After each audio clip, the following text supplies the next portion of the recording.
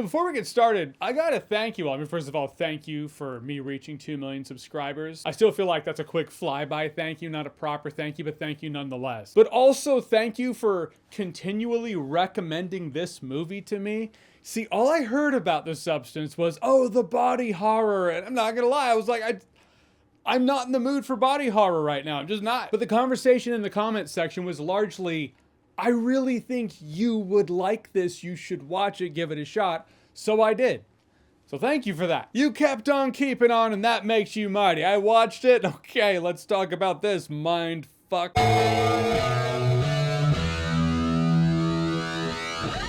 So The Substance is written and directed by Coralie Fargeau.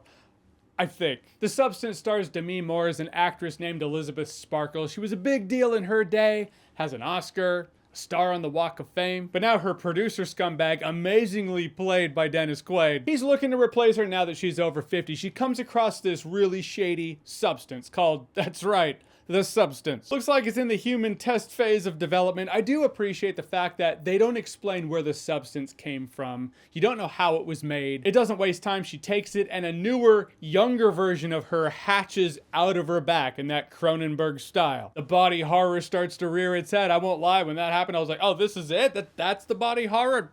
So it's like Blasphemous. I played Blasphemous. I've seen some shit. That was nothing. You wait, naive me. You wait. So now there are these fascinating rules that are going to sound overly complex and convoluted when I explain it, but the movie actually does a really good job at illustrating what needs to happen. Long story short, she lives 7 days as her younger self and then 7 days as her older self. The balance must be respected and maintained at all times, no matter what. Actually, that was pretty simple. The point is, it could have been so complicated when watching the movie, but the movie actually did a really good job at illustrating it. When living as the younger version of herself, her name's Sue, played by Margaret Qualley, in which reality becomes this sexy yet clearly superficial fame and physicality version of itself. But you're now dealing with two different sides of a person, the wanting for the past and the hubris of youth. Is the balance going to be maintained?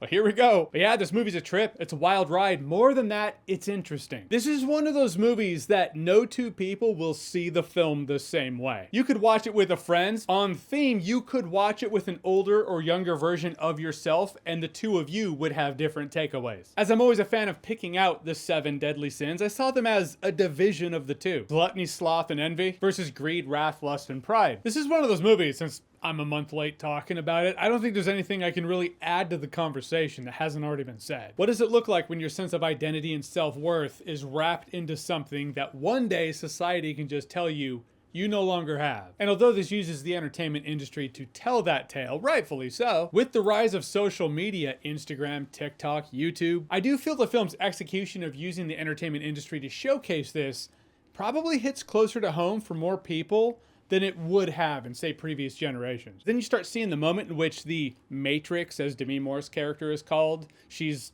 the baseline. She's the one all of this came from. She's the core, the nucleus of the entire thing, but is she at a point? If you're having more fun with the other life, what is the older life except a complete time waster? Treading on dangerous territory with this very harmful mindset. Yes, that's why the movie is interesting. Call it hubris, call it dopamine, but Sue, the younger version, is doing things that Elizabeth does not want her to do. In that, I've seen people draw a parallel to substance abuse, and I was like, I didn't think of that way, but yeah. Interestingly enough, she doesn't actually get to relive her glory days. In her youth, when she's the young version of herself, she does workout videos, which is what she did when she was at the end of her career before. Just the concept of being able to do it all over again is actually a lie. It's an illusion. And the cast was great. Demi Moore and Margaret Qualley.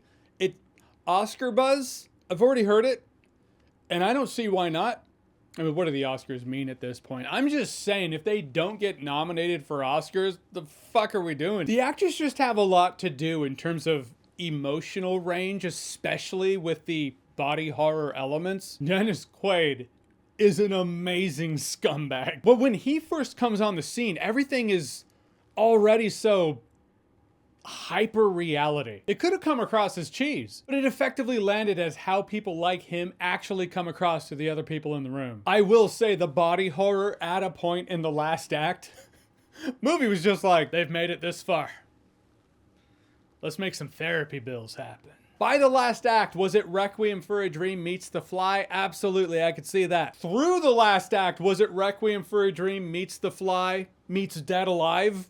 Yeah, hopefully I'm overselling it, but I promise you, in the words of the great Illidan, You are not prepared. So in the end, yeah, The Substance. I really dug it. It's an interesting film coated in hyper reality, telling a very real story. The body horror does overcook it by the end for me, but like I said, at this point in my life, I guess I'm not a huge body horror guy, though I love The Fly. Always will. But of the 2024 movies, this is definitely one I will remember. It's worth watching and worth buying on VHS. I don't know. Seems like a VHS type of movie. I wonder how many studio execs in Hollywood are like, oh, bravo on the wait, what? Oh, it was talking about us. Well, I'm the Dennis Quaid character. All right, so The Substance, have you seen it? What did you think about it? Whatever you thought, comment below, let me know. And as always, if you like what you've seen here and you want to see more, click right here to see more.